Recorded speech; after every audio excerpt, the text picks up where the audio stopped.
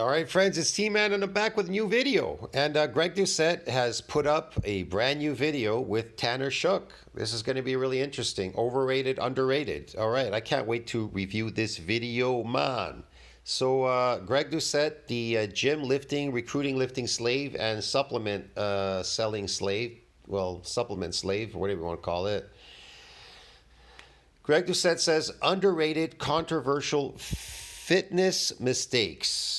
Okay, let's see what the mistakes are in fitness. Lifting heavy, absolutely overrated.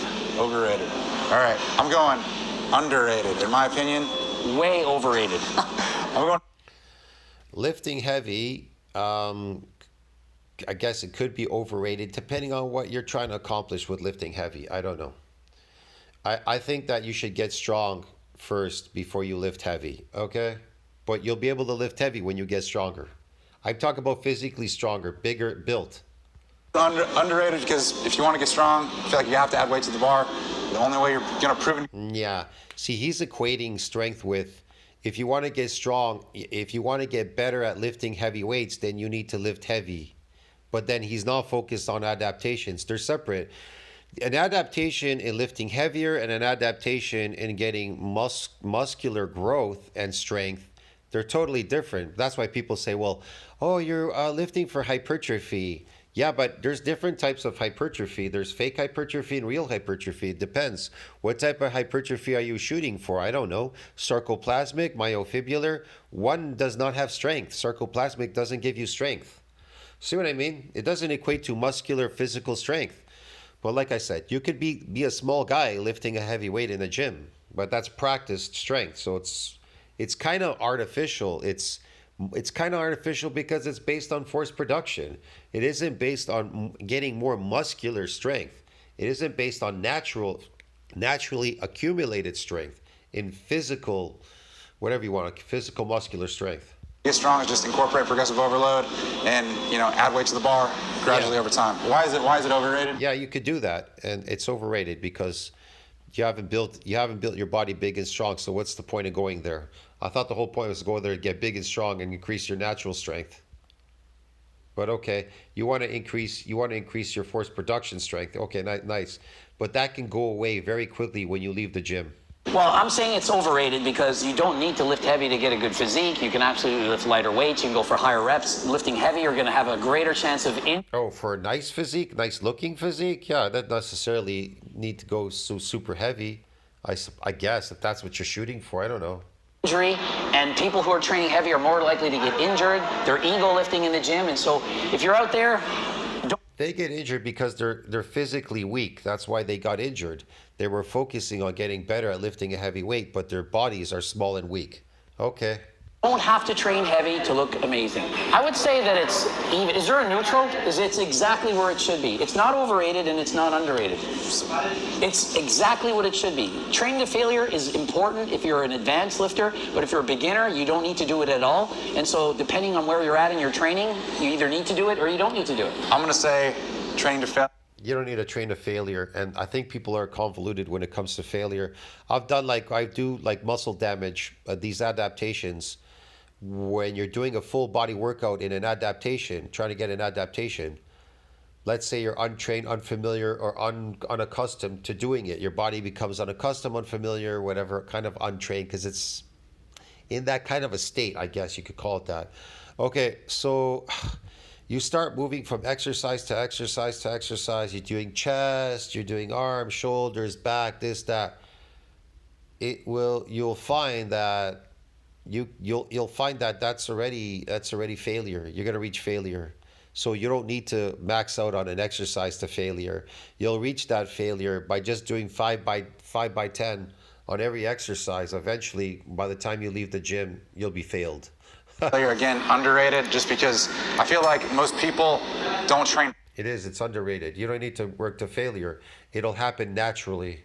Hard enough, and at least if you're training to failure, you're probably going to be giving your body some kind of stimulus to adapt and improve. So, my opinion, train to failure No, I just think that people are training frivolously. They're not training for adaptations, and so they're adapted to their exercises, and so they think that if they if they train to failure in an adapted state, that is what's going to get them an adaptation, when in fact, unfamiliar, unaccustomed, and untrained muscles get you adaptations. Okay, next. And I would say, just to add to that, you're right. Most people don't train hard enough, but most people don't even train close to failure. They're mostly training 5 reps shy of failure. So if those guys train a little bit harder and didn't approach failure, they'd still be doing a lot better than they're doing right now. I would say that it's somewhere in the middle. Range of motion, in my mind, was... Let's just say you need to get weak to get stronger. You need to get weak in a gym to get stronger. You don't go to the gym to get stronger at lifts. You go there to get weak, and then the rest of the week you eat to get stronger, to build up your body stronger. We all had to have full range of motion. That's what the adaptation process is. The adaptation process means that you got damaged, so now you're weak. And then the rest of the week you eat. And then the muscles, they repair and remodel stronger, so that when you do come in the second time, the second week, they're resilient from further assaults. Why is that? Why is muscle resilient from further assaults, getting you a new adaptation? Because it's stronger. Get it? It was weaker, and its job is to get stronger, so it doesn't get damaged, and you don't build any more muscle. And how do you build more muscle? By getting an adaptation, by getting weaker again. How do you do that? You figure it out. Unaccustomed, untrained, unfamiliar forms. Okay. All the time, but new research, especially now, where long range partials, long length partials, has been shown that potentially adds even more muscle than doing the full range. And so, I don't know. Long range partials don't add muscle; they cause more damage in the eccentric exercise. Where it is right now. Every year it seems like something else is different. So I just say train hard, full range, partial range, at least train. Absolutely. Again, I'm going to take a hard stance. I feel like full range of motion is underrated again. I come from like kind of an old... No, full range of motion is great for sarcoplasmic hypertrophy pumps. On the up force, you pump the muscle up in the up force. You understand me? The down force is always reserved for muscle damage. It's always reserved for muscle damage, the downforce, the eccentric movement.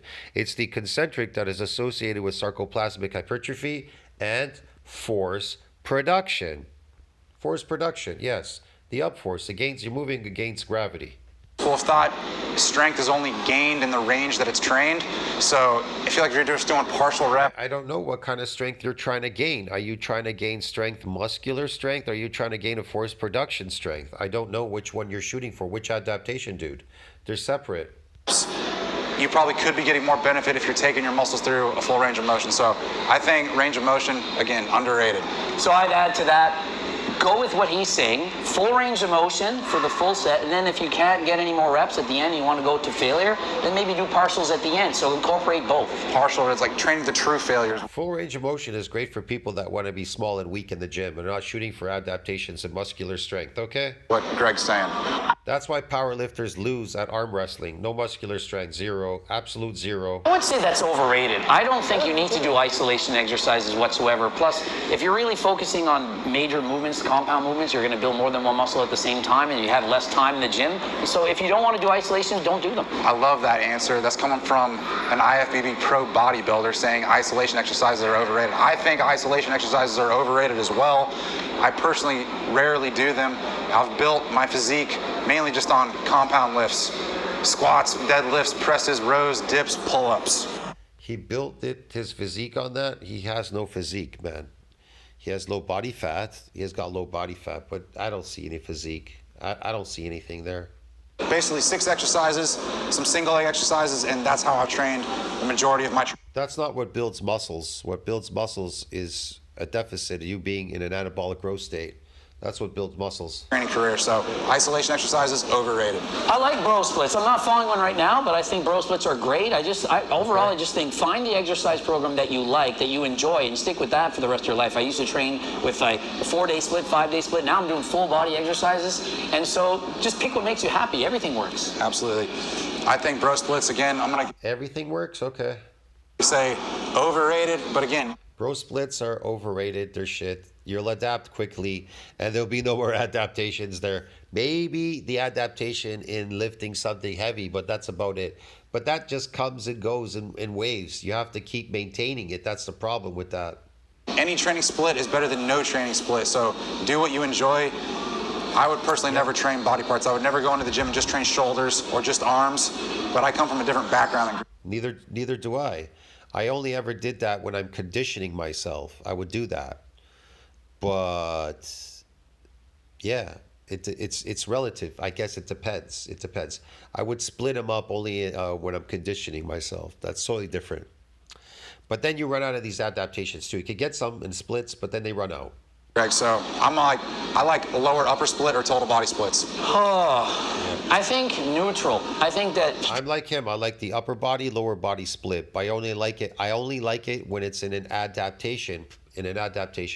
When I'm trying to get an adaptation. But if you're doing it 3 days a week or 2 days or 3 days a week, there's no more adaptations. You're adapted. So what's the point? some people need a rest day, some people don't.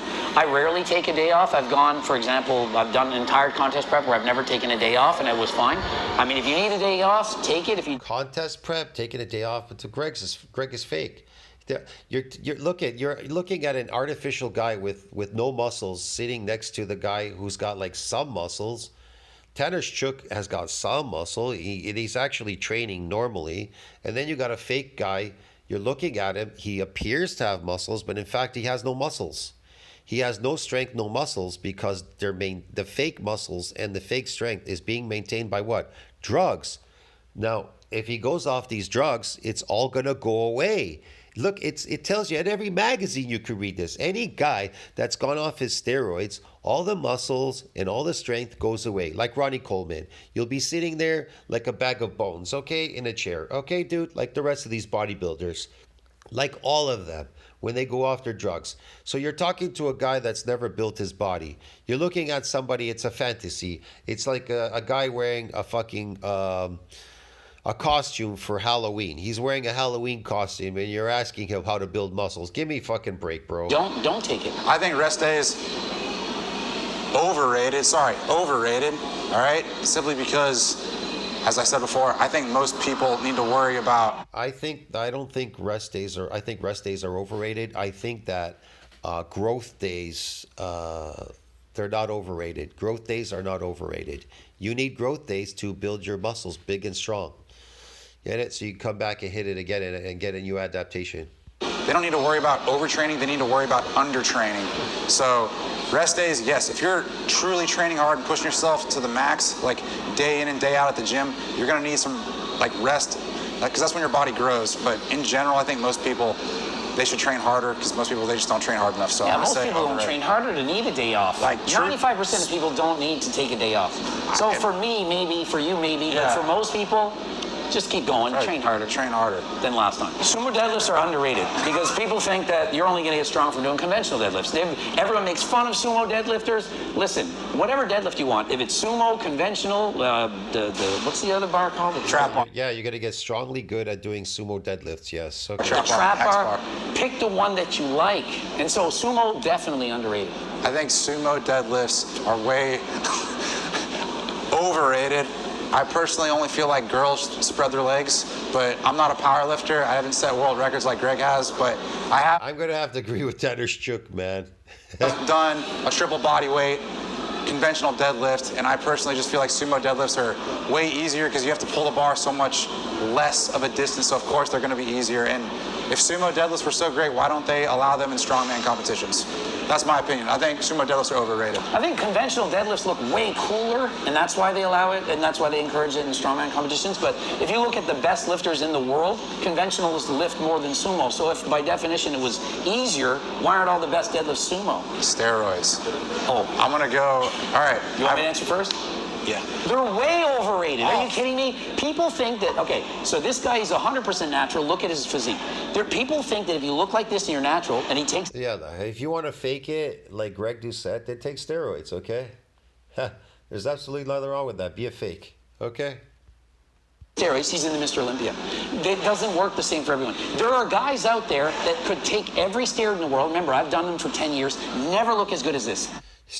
Man, Tanner Chuk is not really moving to build his body big and strong. Look at him, his chest, his body, it looks average. He's small. He's small. The only difference, Greg there, it just looks very muscular because of the steroids. They're creating that look, that fake look.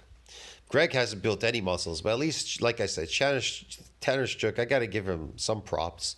You know, he's trying, but he doesn't know what builds muscles. Food and an adaptation builds muscles. Never.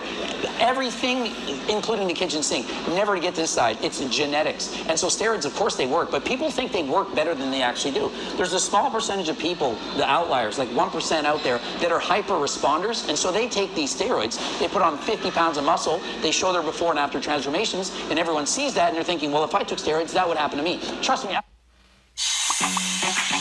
I've coached guys. They've taken steroids under my guidance. They've taken it for years and put on 15 pounds of muscle. They're like, why don't I look like you yet? I'm like, you don't have the genetics. They're training hard. That's bullshit. Because their steroids were fake. They're underdosed. They're fake. They're not working. All steroids work the same, okay? Anybody injects it, it works the same in everybody.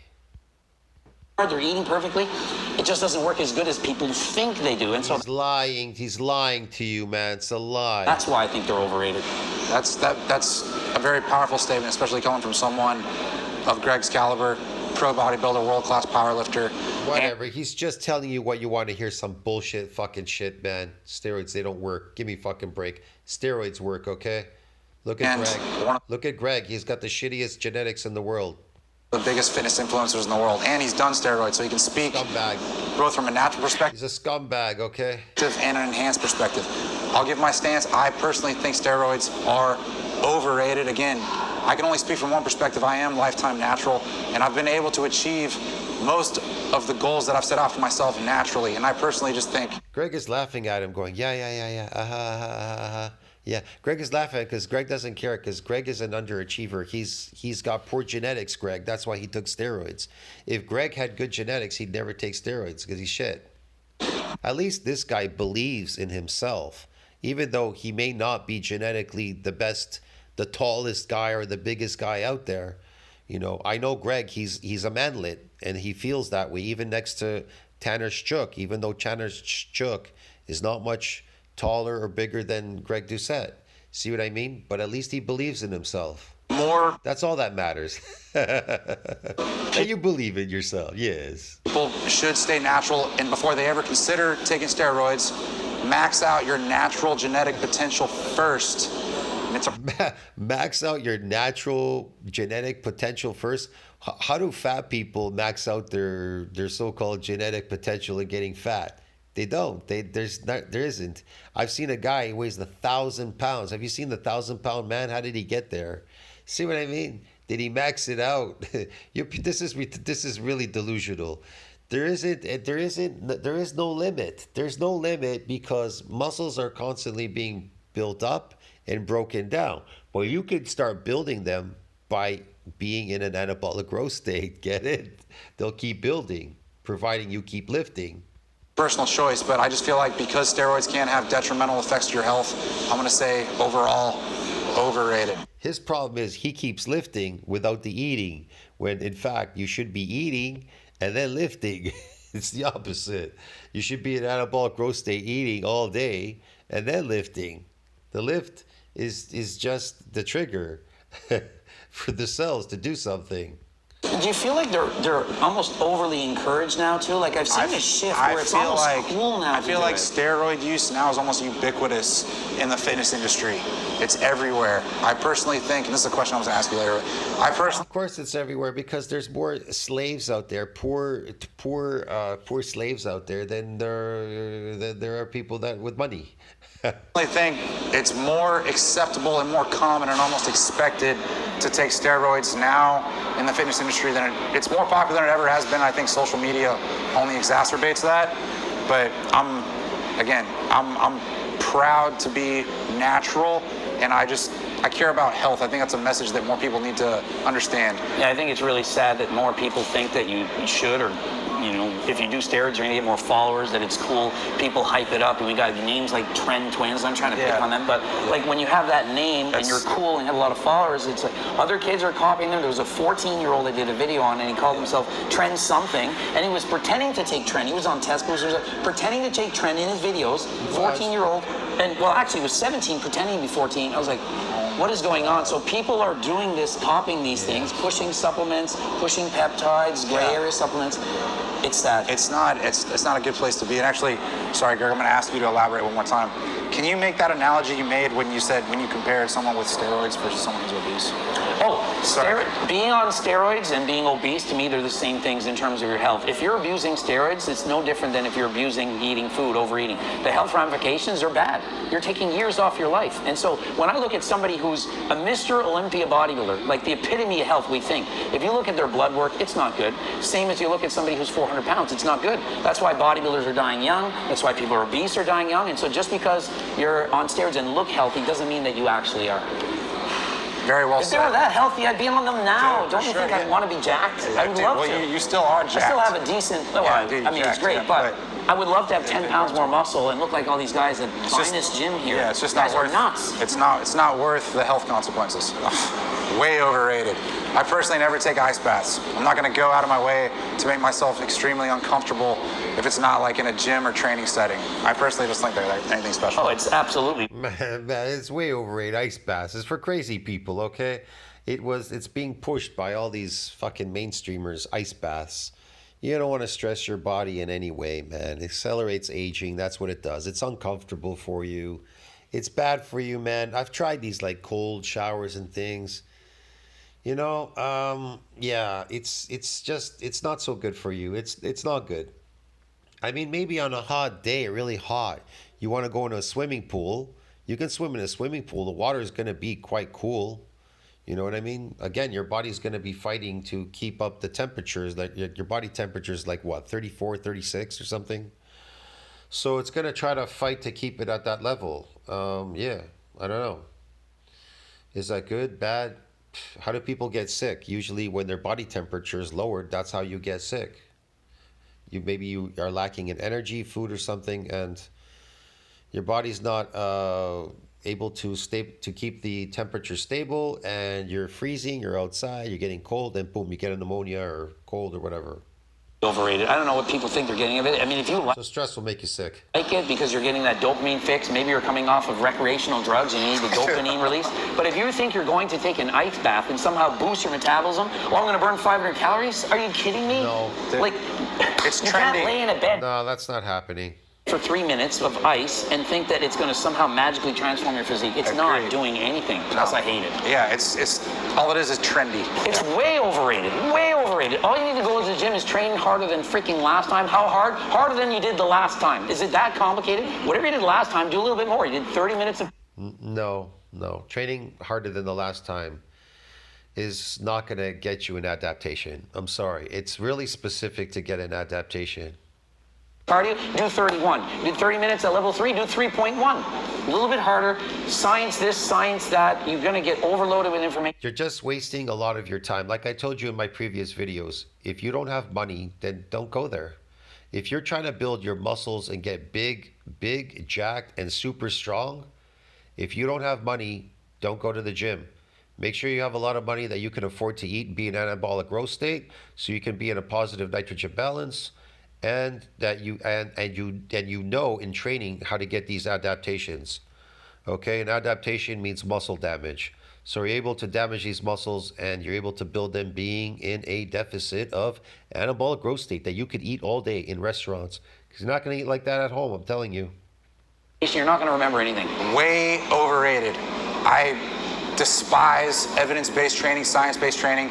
I think people use it so they can claim. I do not despise science. I'm not talking about science-based training. I'm talking about the real science when they're talking about eccentric exercises are superior to concentric, when they're talking about these adaptations, unfamiliar, untrained, unaccustomed forms get you these adaptations. I'm talking about the real science that tells you what builds muscles when it says protein synthesis needs to exceed this breakdown. It really explains to you need to be in an anabolic growth state. It's not hard to understand these things. I don't need to follow tests that these guys did this exercise, did that exercise, and they got a little bit of phony muscle. I don't know if it's sarcoplasmic, if it's myofibular, but they tell you in science. They tell you what these people get: sarcoplasmic hypertrophy, doing high volume, yada yada. Trained people get. Trained people, they don't build any muscles, okay? They're not building jack shit there. Muscles have an MND size limit. They talk about what gives you force production and everything. Myocytic energy receptor controls strength, but not the mass of the limb muscles, and yada yada. It goes on forever. Science tells you everything. Sounds smart. Dude, training and nutrition is so simple. Training is easy. Just like what Greg said, go into the gym and do something harder than last time. Incorporate progressive overload, whether that's just gradually increasing. Yes, continue in this failure. Continuously come in and fail. Yes. What did Einstein say about that? That's a vicious cycle of insanity to keep doing the same thing over again, looking for a different outcome, doing the same thing over again, and get that zero. The weight you use, or gradually increasing the reps you use with the same weight. Find some way to use progressive overload. Yeah. Science-based training, I think it's a gimmick. People know, they've known how to train for 100 years. All right? It is absolutely not a gimmick. My experience allowed me to find the answers. That's why I'm able to show the people on my channel. And then when I pop up eccentric exercise, they don't never talk about concentric. It's all eccentric. They even tell you it's superior, the stats associated with adaptations, a whole bunch of stuff. The accumulation of muscle cells, muscle strength, everything. I mean, everything. It tells you everything in science, okay? 50 years. Stick to the basics. It explains the repair and the remodeling cycle, the progenitor cell, the satellite cell. They tell you how to mitigate senescence and myogenic decline through what? Periodic activation of the satellite cell. They explain to you when the muscles are injured, then the satellite cell is able to activate, and then split, divide, increase in number, and then it creates these muscle fibers, and then it goes increases the satellite cell pool for further regenerative demands. Science tells you all the important stuff that you need to know, dude. What are you talking about? And train hard. Train hard, yeah. Way overrated. Yeah, there's nothing inherently wrong with learning and trying to train hard is overrated. And get more information. But when you go into the gym and all you're thinking is science this, I need to do exactly this many reps for this much effort, you can't even track that. If you do 10 reps of bicep curls, you can swing 1% more and make it so much easier. You can't actually track everything that you're doing. So you just need to go in and train hard.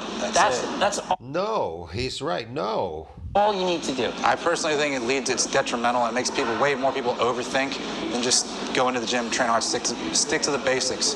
I hate science-based training. I'm gonna say overrated. Just make sure you're in a calorie deficit if you want to lose fat. Will you perhaps burn more fat if you're doing cardio in a fasted state? Yes, you might. That's actually really bad for you. Oh man. Okay, whatever. Why do you need to be fasted doing cardio? Why don't you just eat animal fat? Eat more animal fat and some protein, and you'll lose this fat. That's what you want. Use fat as an energy source during that cardio, but it all comes down to being in a calorie deficit at the end of the day. So whether you do cardio, fasted, or fed, that's a personal preference. So I think it's overrated. It's definitely overrated. At best, it's equally good. You might be burning, and you probably will be burning more fat during that time period when you're doing cardio, if you have an empty stomach, but immediately after that time, you're burning less fat. And so the balance is there. It doesn't make a difference. At the end of the day, calories in, calories out. If you don't eat enough during your training, before your training, you might have a lesser performance. You might not be able to push as many watts on the bike, for example, burn less calories, and so then you're actually at a detriment. Agreed. I personally never train fasted. I think that's, man, I'm gonna have to say underrated because I train basically solo all the time. I feel like if you really want something and you have a goal, then you need to be kind of self-motivated, self-driven to get there. So it's not a bad thing to have a training partner or a coach, but definitely shouldn't be too reliant on them. I think it's neutral. I think that it benefits some and it's not useful to others. I think that people who want a coach, they should get one. I don't have a coach. I don't have a training partner. It's great for me. And I think for the most part, people know that a coach is obviously going to benefit them if they hire them. And so I think it's neutral. Greg, thank you so much for coming on my channel. Great questions. It was an honor. Make sure This was interesting. Okay. You check out Greg Doucette on YouTube, Greg Doucette, check him out on Instagram right there. He's one of the most prominent, respected dudes in the industry. He's been doing it forever. Also, buy his cookbook. I mean, look at Tanner Shook compared to Greg Doucette. He looks very average. Even though Greg is fake, he looks extremely average for a lifter. I mean, back in the day, we would have laughed at him, man, in the gyms that I used to go to, because people still were shooting for adaptations back then when I was lifting. They knew about some adaptations. They knew about muscle damage. They knew about a lot of stuff. They took a lot of amino acids to try to repair and remodel these things because they were lazy eaters. But they weren't totally lazy. I mean, a lot of people did eat back then because food wasn't that expensive. You could eat a lot. Even my friend ate shitloads of steaks all day.